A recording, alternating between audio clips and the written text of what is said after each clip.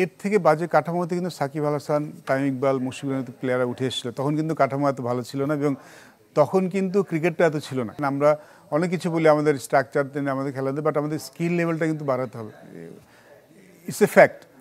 দেখুন এখন সেটাই করতে হবে এবং সেটা শুরুতেই করতে হবে। শুরুতে আসলে আমাদের প্রসেসটা কতখানি ভালো হচ্ছে সেটা খুব ইম্পর্টেন্ট এবং পরবর্তী যে আমাদের প্লেয়ারদের আমরা মনে হয় যে আন্ডার-19 বের হয়ে যাওয়ার পরে আমরা ট্র্যাক রেকর্ডটা খুব একটা রাখছি না। তার পরবর্তী তাদেরকে হয়তো ছেড়ে দিচ্ছি, তারা কী করছে সেটা তো খেয়াল রাখছি না। সেটা করলে আমরা হয়তো আরও কোয়ালিটি প্লেয়ার প্রোভাইড করতে পারবো। আই মিন সব আন্ডার-19 থেকেই কিন্তু কিছু না কিছু প্লেয়ার উঠে আসে। গতবার এসছে, এর আগের বার এসছে। আমরা যেটা ওয়ার্ল্ড কাপ জিতলাম সেখানে তো অলমোস্ট 7-8 জন প্লেয়ার ন্যাশনাল টিমে এখন খেলছে, সেখান থেকে কিন্তু উঠে এসছে, এর আগেও এসেছে। উঠে আসে এক কথা, আর পরবর্তীতে কত ভালো খেলছে সেটা খুব ইম্পর্টেন্ট। সো আসলে আমার মনে হয় মাঝখানে আন্ডার-19 এবং মাঝখানে ন্যাশনাল মাঝখানে যেই পিরিয়ডটা, সেখানে তাদের প্রশিক্ষণটা, কোচিং লেভেলটা কোন লেভেল হচ্ছে সেটা আসলে মনিটর করাটা খুব ইম্পর্টেন্ট। এর থেকে বাজে কাঠামোতে কিন্তু সাকিব আল হাসান, তামিম ইকবাল, মুশফিকুরের মতো প্লেয়াররা উঠে এসেছিল। তখন কিন্তু কাঠামো এত ভালো ছিল না এবং তখন কিন্তু ক্রিকেটটা এত ছিল না। এখন কিন্তু ক্রিকেট প্রচুর ক্রিকেট হয়, আর না এজ লেভেলে অনেক খেলা হয়, তখন এতটা খেলা হতো না। সেখান থেকে কিন্তু সেই কাঠামোতে তারা উঠে এসেছেন।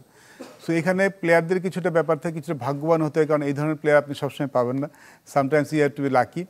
আর কাঠামো ইন্ডিভিজুয়ালের একটা অনেক বড় ব্যাপার থাকে বলে আমি মনে করি। আমি নিজেকে কতখানি প্রস্তুত করছি সেটা খুব ইম্পর্টেন্ট, বিকজ ক্লাসে সবাই একই বই পড়ে, ফার্স্ট সেকেন্ড কিন্তু প্রথম ফার্স্ট সেকেন্ড হয়, অনেকে কিন্তু শেষে লাস্টও হয়। সো এটা ইন্ডিভিজুয়ালের উপর অনেকখানি ডিপেন্ড করে যে আমি আমার ক্যারিয়ারটা কোথায় নিয়ে যাচ্ছি।